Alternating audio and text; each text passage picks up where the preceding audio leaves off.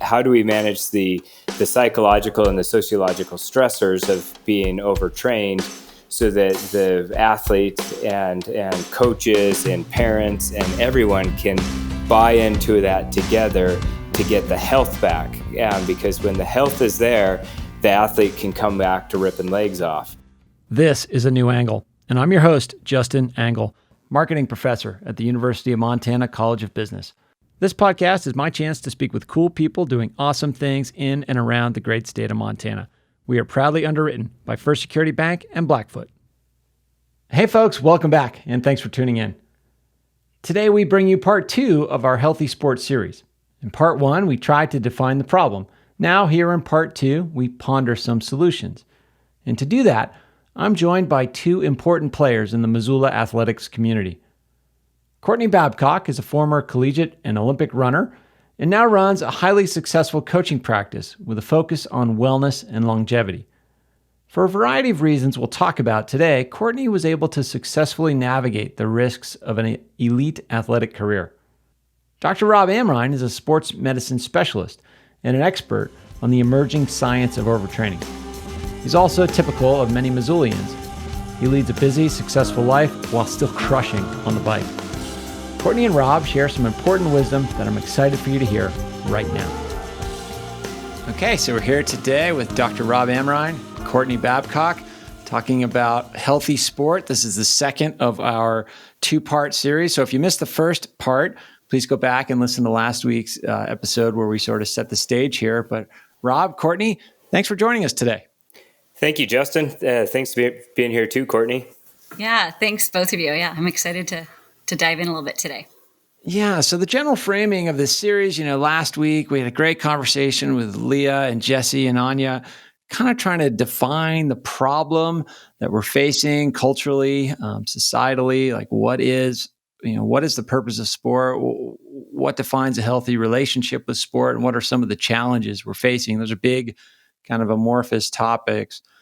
What I'd like to get into today with the two of you is a little bit more along the lines of how do we move forward from here? How do we make improvements? And a topic that came up a lot in the conversation last week was this concept of overtraining. And, Rob, maybe we'll kick it to you as a medical doctor who practices in this space. To the extent there are experts in the concept of overtraining, you are one. Tell us what it is and maybe tell us why it's so difficult to understand. Yeah, it's a good question, Justin. And actually, we've had the opportunity to chat about this before. And one of the big things about overtraining is what is the definition or what is the verbiage that we use? Historically, we had this concept of overtraining syndrome, which was defined as doing more than what your body can adapt to and causing a degradation of the body or a breakdown of the body. And there's concepts of overreaching, but those titles have kind of fallen out of favor over the last few years to a more inclusive topic called relative energy deficiency in sport. And this has a very fancy kind of concept name and definition, but basically means that when you participate in sport, you don't fuel yourself adequately so that your body is always kind of running a little bit on empty, which causes massive amounts of changes in your body that lead to poor performance and, unfortunately, poor health. Yeah, so Rob, that sounds pretty simple, right? Just eat as much as you need to eat to fuel your body's demands. But, the body's not like an automobile. Like I don't have a gas gauge that tells me clearly, the fuel light's on, you got to refuel. Like why do people get into trouble with this? It can't be, it's got to be more complicated from the athlete's perspective than that. Yeah, you're exactly right. I think that every consultation and conversation I've had about overtraining and relative energy deficiency usually has a fair number of expletives coming from the athlete because it becomes very frustrating. And our biggest issue that we have is, number one, defining what we mean by the terminology. And number two is finding accurate and precise testing that can say, yeah, you got the disease or you don't. It's easy to get an x-ray of a broken femur and say, sorry, dude, you got a broken femur, you're out for X period of time. But I don't really have a good test at this time that I can use to really tell somebody that they've overdone it, that they're cooked. And that's super frustrating to an athlete, to have a nebulous diagnosis that is still being debated and not have an objectifiable broken piece of them. And so you're exactly right. It's extremely complicated, and it becomes psychologically and sociologically extremely frustrating to an athlete. Indeed. So, Courtney, you've competed at the highest level of sport, and done so, with success and failure, but also been able to kind of avoid some of these pitfalls of overtraining. I mean, we were talking before we started recording, you've certainly had injuries, and maybe those injuries contributed to you being able to avoid overtraining, but maybe talk about your personal compass with training. How did you go about making choices of what was enough, what was too much, when you should back off, when you should put on the gas, et cetera? It's a great question, Justin. I think, just thinking back, I feel really lucky. I had a really good support system around me. So my dad, I always say, was kind of my second coach, but he was also very good at stepping back. But he always, funny enough, you mentioned the car. He always said, your body is like a car and you need to fuel it for it to run well. So thinking about, good fuels, but never saying don't have this or don't have that. That was never, ever an issue. Is have what you want, but also think like you need good fats to, get everything moving. So he was really probably instrumental on how I saw food, because I think that can be a really hard piece for especially teenage girls and college girls. And I think I also saw, some people in my own family, my college roommate, another girl on my team with eating disorders, and how that affected their stemming from overtraining, and how eventually their performances crashed instead of, I think the idea was they thought that they would get better and better, and they did for a short amount of time, but eventually, not eating enough, training too much, not getting their period, all of that just ended up taking a toll. So honestly, I think I just learned from the people around me what I needed to do to be healthy. Yeah, I mean, and that learning takes a lot of just sort of self-awareness, but also awareness of the culture, and the people around you. Thinking about that, two things kind of form a bridge to our conversation from last week. I mean, one is, what is the purpose of sport? And Jesse and Leah and Anya all spoke to, hey, this is supposed to be about having fun, right? And, Courtney, I noticed in your background, like you came into running relatively late, and maybe that had something to contribute to having a healthy relationship to sport and having it be fun. I'm sure it wasn't all fun all the time, but talk about that experience of just having a diverse array of activities as a child. I think I come from a family of 4 kids, and both my parents were pretty athletic and never tried to live vicariously through us, but always wanted just to expose us to things so we felt confident to try them later. So I did I was a swimmer, and then I, played tennis, and I still laugh that I think I'm a basketball player and not a runner. But I started running my last year of high school. Seriously, I always ran track. I didn't actually run cross country most of high school because it was at the same time as basketball. But I think coming in later, I finished college feeling like there was more to give, instead of a lot of friends who started really early and felt like that last year of college, they were just ready to be done. So I feel like strength-wise, one of my biggest strengths as a runner is my actual strength. I'm not the fastest, but I think, having played ball sports and done, having a lot of strength coming into running really helped with not overtraining, having a kind of maybe a different, I didn't define myself as a runner, which I think also helped. I felt like I was many other things. So I never felt like if it didn't succeed here, if I had, like, I didn't have to I obviously put everything into it, but if I didn't succeed here, there were other things I could do. No, that speaks a little bit to identity as well. I mean, we sort of have this system where, particularly you throw in social media as well, like we're all curating our identities on so many levels. And when you throw in sport as a child, like it's so sort of invigorating to find identity in sport or in any sort of affiliation. And that what was the role of identity for you? I mean, when did you start to sort of think of yourself as a runner? Oh, probably not until really at halfway through my pro career. Really? Okay. Yeah, I know. I think about this a lot. How we really do identify with what we do in our younger years. But I think because I was able to have a long career, because I still love to run, and running is, I think, a lifelong sport. And just, again, seeing friends that burned out, I'm very aware to not have my kids specialize too early in anything. Especially a sport like running that's really hard on your body until you're, of a certain age and a certain strength. So yeah, that identity piece is really interesting. And I think when you specialize, then that's who you are. And it's hard to separate, the two things. And maybe that's when it starts to push too much and you start to overtrain. And it's hard to step back from it. Right. If I miss a run, I'm no longer a runner, right? My identity is threatened in some way. Rob, let's talk about sort of this concept of specialization from your perch. I mean, you got a lot of kids coming in. They either want to make the team or they want to make the next level. Their parents want them to make the next level. We have a culture that sort of drives them towards specialization. You sort of feel like you're getting left behind if you don't focus on your sport 24/7. Yeah, talk about specialization and what you see in the waiting room and in your clinic. Hey, you bet.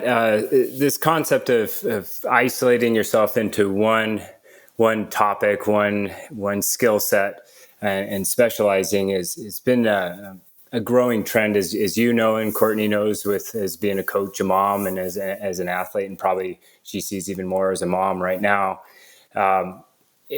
This topic has been heavily debated all throughout sports medicine, and it's a big topic of the American Medical Society of Sports Medicine. And a lot of people take the thought back to a paper that was written by a guy named Anders Ericsson I think he's out of Eastern Canada, where he talked about the 10,000 hour rule of deliberate practice. And that became famous through Malcolm Gladwell's book, Outliers. And it happened to also kind of be in the time frame of Tiger Woods becoming the superstar that he became. And so the idea is the more you practice, the more you deliberately try to perfect your sport, your activity, your skill, you become an expert and dominate the world. And that has spawned off into, instead of being a baseball player, a basketball player, and a football player, I'll become just a baseball player or just become a runner. And the sooner you start and perfect that, the better you'll be. Paradoxically, the data hasn't really shown that specialization actually is advantageous unless it's a sport like dance or gymnastics. Outside of that, specializing at an early age actually puts you at a higher likelihood of failing and giving up the sport earlier, and also decreases your likelihood of making it professionally or making it to a national team. There's been multiple studies coming out of Australia and European countries, especially the Scandinavian countries, showing that specialization is actually a detriment to success of an athlete. And what we're seeing in the U.S. and why the doctors care about this is that we're seeing a substantial increase of overuse injuries and injuries that don't make any sense for a young athlete, such as osteoarthritis. We're seeing that now in 15, 16, 17-year-old athletes, which everybody would be appalled to hear that 20 years ago. So the game's changed and the outcomes have changed and the complexity is higher than ever. I mean, what do you see kind of as some of the cultural factors? I mean, when you're dealing with parents and coaches, how does that kind of play in you? What's your perception of this? I mean, the medical research clearly shows that this trend towards specialization is misguided. But why do you think it persists? What's driving it? Yeah, it's a thought process that I've bantered back and forth on, and I've wrote and rewrote and deleted an op-ed called "The Curse of Affluence" that I probably started writing 15 years ago, and And I think about when I was a child in Missoula, we had YMCA sports, and it was fairly inexpensive to play. Everybody did it. You played a few weeks of basketball, a few weeks of soccer. Maybe you had one or two track meets, but there wasn't a lot of stuff going on. Well, over time, as the world's become more affluent, and the U.S. is definitely more affluent, we've had opportunities to have these travel leagues, such as AAU basketball or softball that travels all around the nation. Soccer's traveling. And there's this pressure, it seems, that as a parent has more cash in their pocket, that they should provide every good opportunity for their child. And they sign them up for all these fun activities. And why wouldn't you? When you're a kid, you didn't have those opportunities. Now your kid has them. So provide those opportunities. Well, the big change that we've seen is that it goes from a volunteer mom or dad coaching to all of a sudden being a coach that's getting paid. And the expectations, or at least the perceived expectations, seem to have evolved a bit, where the parent has a good faith intentions to provide opportunity for their child. And now a paid coach has a perceived expectation that they have to push those kids and make them quote unquote successful. And then the poor kid on the other side is just obedient. Young kids are awesome. They just do what they're supposed to do and do what they're told and have fun. Well, at the end of the day, everybody's intention seems to be correct and altruistic. Unfortunately, we just have allowed opportunities for young kids that seem to be tough on their bodies at a younger age. And this is a tough one, but at the end of the day, the perfect scenarios come where the outcome for the young person is injury and breakdown. So, Courtney, let's talk about your experience with coaches. You're a coach yourself now, but coming up through this kind of culture, what kind of role did coaches play in helping you develop a good relationship with your running? Oh, I was really lucky. I had all really amazing and supportive coaches. And it's just so fascinating to hear what Rob's saying, because no matter how much, the science and the literature is out there, it's hard, I think, for a lot of parents to listen to. But as far as my experience, I had an amazing coach in college who's still coaching. I had a coach, Bob 70, for a year in Boston, and then my coach, Marta Timmons, who just passed away a couple weeks ago. And she was amazing. I mean, she would, if we were having a bad day, she'd say, go home, have a glass of wine and a hamburger, go relax, go eat. You hear these kind of horror stories of coaches in college, especially, where every athlete gets weighed and, there's a lot of pressure not to eat. But our team was maybe the only one at the Olive Garden that would like extra butter on the breadsticks. And we were a relatively really healthy team. So I think for sure a piece of the social piece comes into that, and the coach and the mentors. And I think I just got not just really lucky, but also like had parents who were involved to make sure I was with someone that was, a healthy coach. But I also was really fortunate to work with people that just had my best interests at hand and understood that if I'm healthier, I'm going to be more successful.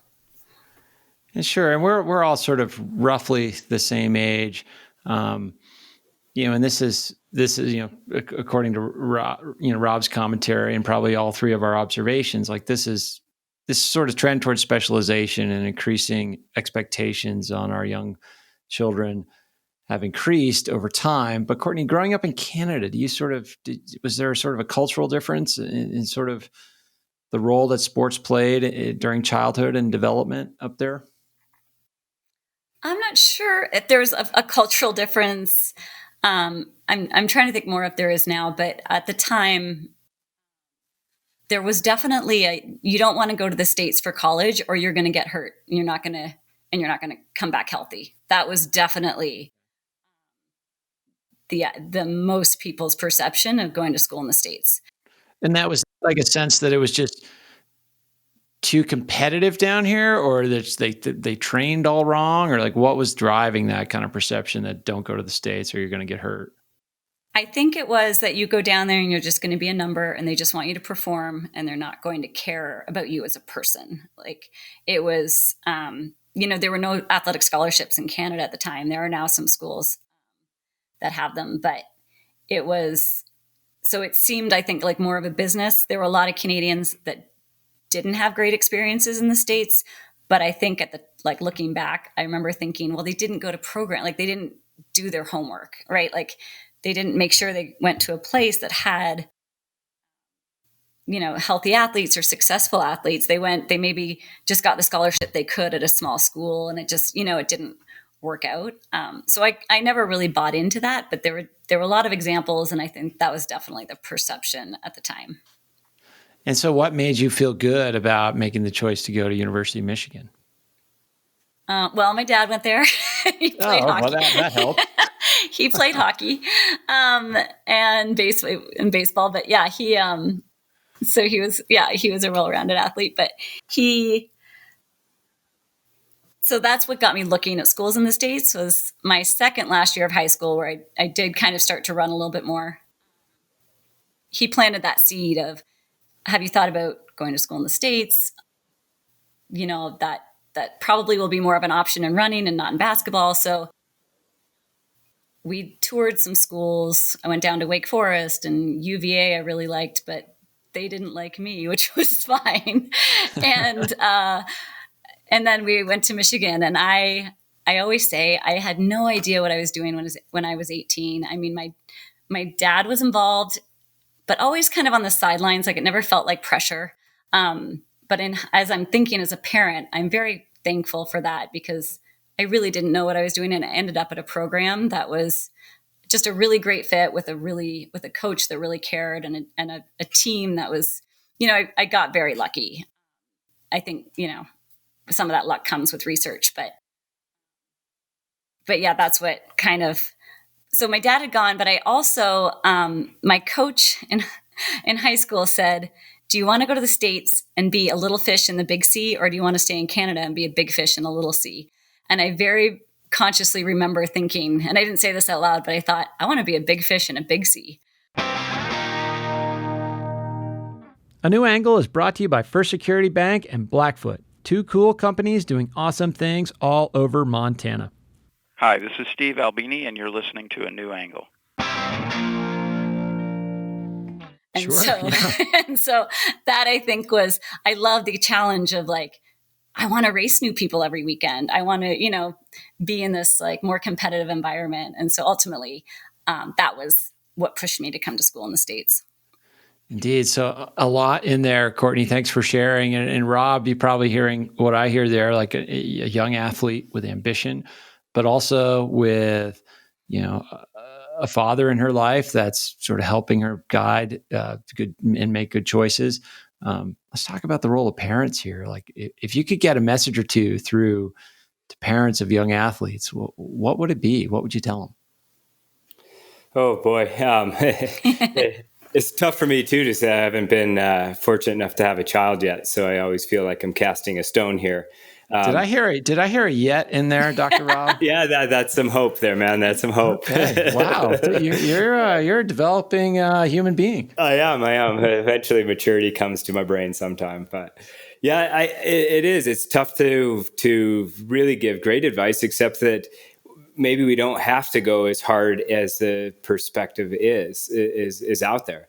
And I think about, in especially a state like Montana, where we have amazing athletes and amazing outdoor people that can do crazy things in the mountains like you, Justin, and bump into Courtney Babcock that you don't even realize that she's a superstar, but she's just a normal person in Missoula, kind of a sorts, that she's just so humble.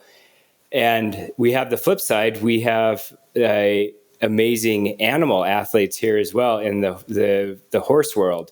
And if you look at the way that horses are taken care of as athletes compared to the way that young humans are taken care of as athletes, we're better at taking care of and training and developing our horses than we are at training and developing our young humans. And one of the big things with horses is they are progressed very slowly, and it's the biggest emphasis is not breaking that horse, is not hurting that horse. And in humans, back to kind of what Courtney said about coming to the United States for college, is you're just a number. Your extrinsic value is more important than your intrinsic value. And I think that's one of the scary things that I see going forth, is that we start to be such an outcome-oriented, outcome goal-oriented sporting population that we forget about the intrinsic values of our young athletes. So if we can almost slow down the progression of our young athletes, I think they do better, they're safer, their interest in the sports, their quality of life in sport is better. Rob, that's fascinating with the horses. And I'm thinking of it from a high school parent who's going to then say to you, yeah, I think potentially part of the problem is a lot of colleges. I know hockey recruits by grade 9. Every sport has a different grade that you can commit.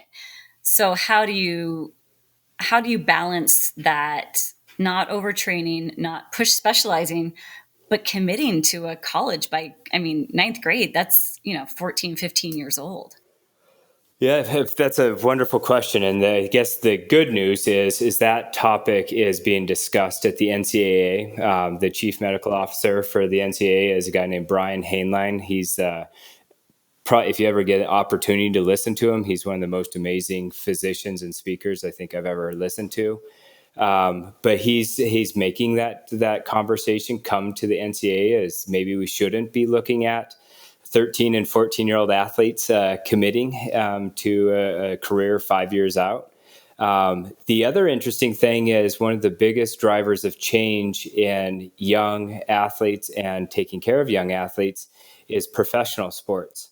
The NBA has started a very aggressive campaign over the last 3 to 4 years to diversify sports, to have more sport sampling or have more multi-sport athletes. Because what they're finding is their development league is the young athletes in AAU basketball, high school basketball. And if they get broken at 12, 13, 14 years of age, even though they might be a superstar and a freak of athlete when they're 19 years of age and signing in the NBA, if they're broken, they're worthless. And the NBA simply is just tired of signing guys for $9-10 million and having them sit on the end of the bench. So the driving force, interestingly, is again, probably economics, something that Justin understands more than me. But the NBA is saying we got to change the game because our products are now broken. Yeah, what gets measured gets done, right? So if all we're doing is measuring wins all the way down the chain, it creates a bunch of perverse incentives for coaches to not pay attention to the welfare of the athletes in the long term. We framed this conversation a lot in terms of young athletes, but three of us are middle-aged or aging athletes, however you want to describe it. And Courtney, I know you work a lot with kind of folks our age, middle-aged athletes that are just trying to find their way through some sort of a competitive or recreational relationship with sport. What do you see in terms of best practices for adult athletes with training and balancing overtraining and including a stressful life in that overall stress on the body and mind? Justin, I think you nailed it on the head in that last sentence of the stressful life included. I think that plays a really big piece, and I'm always trying to remind people that I train that you have to bring that piece in as a parent or not a parent, or but a full-time job and all these things. We're not, not pro athletes, and this isn't a full-time job. So those outside stresses really, even just traveling, even if it doesn't feel stressful, that's going to take a toll on your energy and your immune system. So trying to keep all of that in mind. I tend to, and I think Rob knows this, I always err on the side of less is more. I think you can get a lot done without having to be out there for hours and hours, and really paying attention to not going too hard and getting into that overtraining mode. I think, like you said, it's a problem for teens, but I think it's also, a lot of, I'm going to say be specific to runners in particular, but we're very motivated people. And there's a, reason a lot of runners get up at 5 or 6 in the morning. So it can be easy to overdo it. But I feel like a big piece of my job is to remind them that like rest is good. I always say 1 step back is 2 steps forward. So just listening to your body and really being aware that you can't do what you did when you were 21 and, that was all you kind of had in your life. But yeah.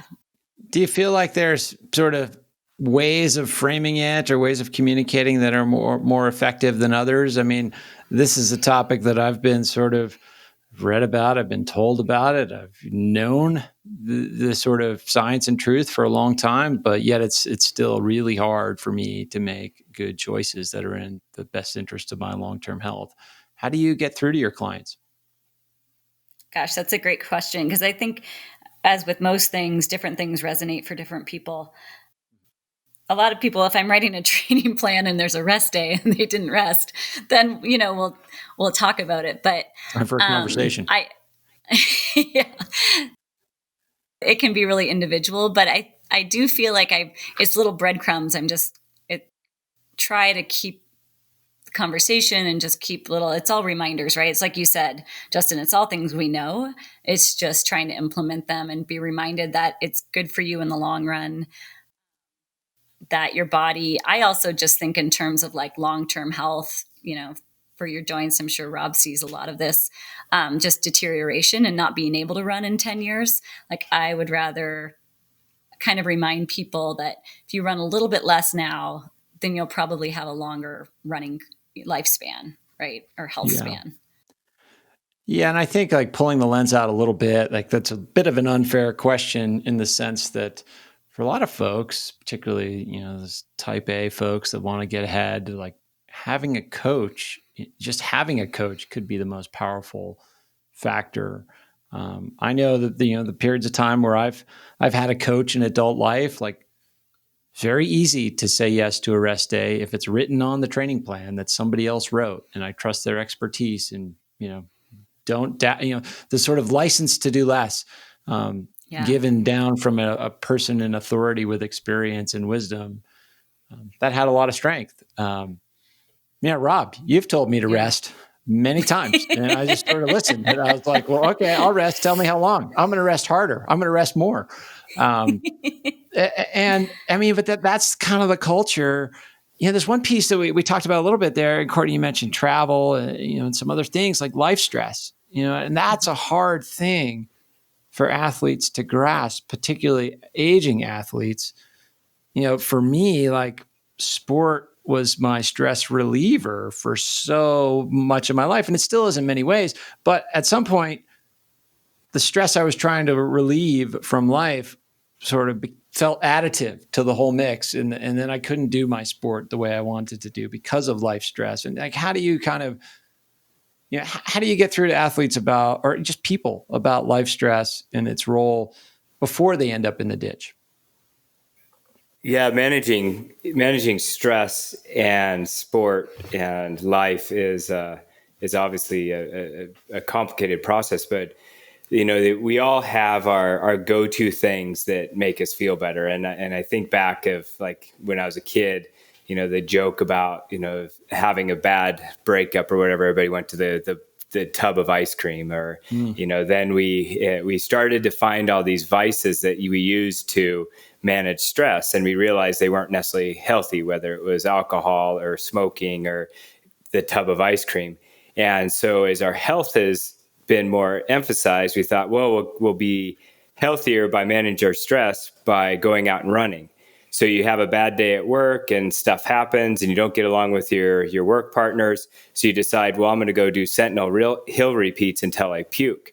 And then you go home and you're like, wow, actually work wasn't that bad because I just blew my mind out running hill repeats all afternoon. Right. And there's a shift, a reward system when we run and when we push ourselves that hard that does tend to make us feel better. And it can have that same addictive quality as some of the other things that people get addicted to in life. And it becomes kind of this complicated process where we started off with a very novel idea and a healthy idea of stress management that sometimes can get uncontrolled and lead down a more problematic pathway, just like you mentioned, where your sport becomes just as stressful as your day-to-day life. Courtney, did you have some follow-up thoughts on that? Yeah, I think what you were talking a little bit about earlier too, where you can just go, get out and go hard and do too much, goes back a little bit to what we had talked about before we started recording, but with Rob talking about getting injured early. I think for me, I was injured probably 5 of the first 10 years of my career. I was hurt a lot. And so I think, I, as a runner, I just learned, you run through pain, and I had to learn that good pain and bad pain. And anyway, from that, I feel like that's always my cue for other people, is you don't want to get to that point where you can't do what you love to do. And when you do have, I see people who get hurt for the first time in their 40s or even 50s, and they don't know what to do. It's just this like, how can I not run? This is what I always do. So having that early experience helps, but also I feel like that's where I help as a coach, is I've had all those experiences, and just trying to kind of remind that back to that kind of more isn't always better. Yeah. I mean, how did you learn that difference between good pain and bad pain? Like, how did you develop that sense? And you talked about having great coaches. Maybe coaches were a big part of it, and your parents as well. Yeah. How did that work out for you? I think it was just a matter of, not wanting to get hurt again. So it was a matter of experience. Yeah. And then understanding that it's okay. And I try and remind, this is kind of going back to people, of all ages, like we're not going to get out of shape in a couple of weeks. It takes like 2 weeks before you'll even notice. You might not feel that great for the first little bit coming back, but you're not going to get out of shape. And so it's to be able to run. I'd rather take 2 weeks off now than 2 months off later, is always kind of my go-to, and trying to remind people of that as well. I think the other big piece is not to compare. I mean, we hear this all the time, but it's so easy to do. And I think especially in a place like Missoula, where there are so many ultra runners and, people that'll go out for, Justin, like you, like hours and go for the runs, which is amazing. But I sometimes have to remind people, you don't have to run longer just because it feels like you should as you get older, because, sometimes that's where people find more success, or they feel better as they, get going. My go-to question a lot of times is, do you want to run a marathon, or do you feel like you should run a marathon? There's really trying to just check in with yourself instead of just doing what you feel like everybody else around you is doing. Yeah, I mean, not to mention the effects of social media as well on top of all that. And, we've talked about identity a little bit. It's heavy stuff. It's tough to navigate. Yeah, for sure. Rob, so we started off with a scientific definition, to the extent there is one, of red S. We didn't talk a lot about what we know about, recovering from red S. I mean, what's the best science telling us about how to, if you find yourself in this energy deficit, how do you get out, and how long does it take? It's a good question. Once you're in the hole, is I guess the duration of time depends on how deep the hole is that you're in. If there's somebody like Courtney, who is, when she was running, had great coaches and multiple people around that can kind of have really positive feedback, especially as a place like the University of Michigan, where there's athletic trainers and medical staff and multiple people watching. If you have a bad race, maybe somebody checks in sooner. If you're somebody that's like Justin, where you were a couple of years ago, training on your own and kind of trying to manage a whole bunch of things in life, maybe somebody doesn't see you start to fall off the edge as quickly, and you end up a little deeper. So depending on how far deep you get into this kind of red S or overtraining concept, the time out of it can be much longer. And where we are right now is that the metabolic changes, so the hormonal changes in the body that start to adapt with this overtraining, overreaching concept, is that you have to correct those things before you get back to normal. And the only way to get that stuff back to normal, unfortunately at this time, is a very simplistic rest and increasing that fuel intake. So getting increasing caloric intake. And that is back to kind of that stress concept is psychologically catastrophic to the mass majority of athletes and the driven athlete, as Courtney talked about in the runners.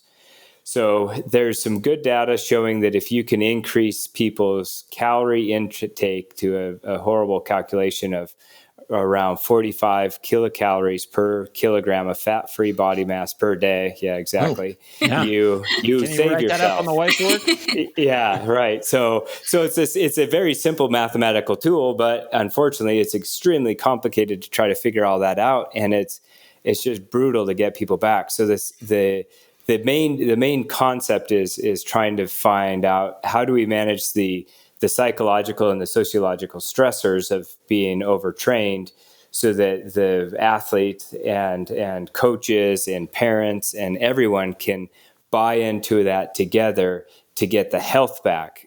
Because when the health is there, the athlete can come back to ripping legs off. But if the health isn't there, they're always going to be subpar and never be quite where they want to be. And so in this sort of formulation, is any calorie a calorie? I mean, Courtney, I'm sure you got plenty of folks coming to you saying, hey, should I go paleo or should I do this or that with my nutrition?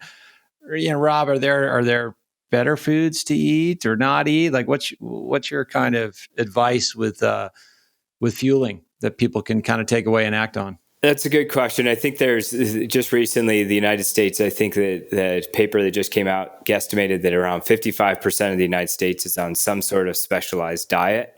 And that can be because of perception of what's a quality food and not a quality food.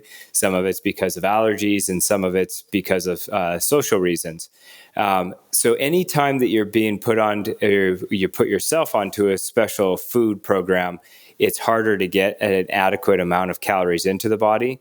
So if you think about why fat-free foods were so successful in weight loss when they first started in the early 90s, is because people didn't know how to eat fat-free foods, so they ended up with caloric restriction. Same thing happens when people go onto the Atkins diet or protein-only diets. So as of now, the general simplistic concept is to eat the majority of your plate should be fresh vegetables or vegetables. And we do want to increase our protein intake with endurance athletes being okay to have about a gram of protein per kilogram of body mass. And that's a lot more than what most athletes think of. So long and the short of it is basically we need to eat that well-balanced diet that we all know about. And if we have a specialized diet, we have to make sure that we supplement somehow those nutrients that we might be lost in our specialization of our foods. Yeah, Courtney, how do you navigate that as a coach when you got clients asking you questions about, should I try this diet, that diet, and whatever? I think, just the well-balanced diet is, and I don't even like to use the word diet, just eating well, right? Is going to be your best avenue for success. I'm not a fan of, keto and all the different, I appreciate that people are vegan and vegetarian. I think it's really hard for an endurance athlete, especially, to get enough protein with or enough carbs with a lot of the newer diets. So I really try and encourage, I just try and remind people that as a runner, as an endurance athlete, you need to have carbs. That's a really important piece of the puzzle. And Rob, it's interesting that you mentioned that. I'm assuming, was that per day, the protein to body weight per kilogram? Yeah, that's correct. Per day. So a gram of protein per kilogram of body mass per day. Per day. Yeah. And that's something just recently I've been trying to track and encourage my athletes to really make sure they're getting enough protein at every meal. Because as Rob said, a lot of people don't get enough protein. But yeah, I did I think some of them, like the Whole30 is a good reset. I did it. And I even said I was not going to have I wouldn't do no grains. I would do no wheat. And I still accidentally just didn't get a lot of grains in. And I jumped on the treadmill for a tempo run, and I could not run more than probably 5 minutes at my normal pace. Yeah. So, it'll show in your performance if you're not just getting a good, well-rounded diet or balanced meals. Indeed. It goes back to your father's wisdom, right? Of your body being like a car, and, you need good fuel. Yes. Rob, follow-up thought. Yeah, the quick thought I even wanted to say is that one of the shocking things, especially in the running population, cycling population, where we tend to have this kind of power to weight ratio concept of how thin am I to how fast I could be. And sometimes we get a little bit lean on our calorie intake. Interestingly, the more you eat over time, your body will start to adapt to burn that fuel. So I almost think of the human body like a very poor fuel efficiency sports car. When we're really well trained, we are kind of getting up into that Ferrari area. And if we do everything correctly, we can dump tons of fuel into ourselves and maybe only be getting 2 or 3 miles to the gallon. We just rip apart that fuel and utilize it to go very, very fast. If we start to calorie restrict in this relative energy deficiency in sports concept, unfortunately, what our body does is it starts to think that we are starving to death. So it becomes extremely fuel efficient and becomes more like the Toyota Prius, where we get 70, 80, 90 miles to the gallon, and it starts to store that fuel differently and doesn't burn it as quickly. So we can actually see this paradoxical weight gain when we're extremely undernourished and in that low energy balance, and actually change how our body looks and actually have more fatty tissue. So it becomes a very complicated, complex sociologic battle with how much food to take and how much energy to put into your body sometimes. Indeed. Well, this stuff is super difficult to navigate, and I am happy that we have two experts and great people like you in our community to help us navigate this stuff. And thanks for coming on the podcast to talk about it. Courtney, starting with you, people want to learn more about you and your coaching services. Where can folks find you online?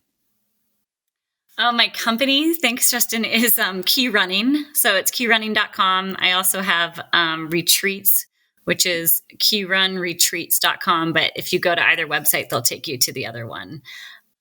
I really just love getting people together. As you know, it's always easier to push yourself, or even just things like this. We just talk a lot in class about different things to, help each other out and push each other when there's like a group together. So I feel super lucky to be in this environment in Missoula and just work with really amazing people. Indeed. And Rob, over at Bone and Joint, how can people find you?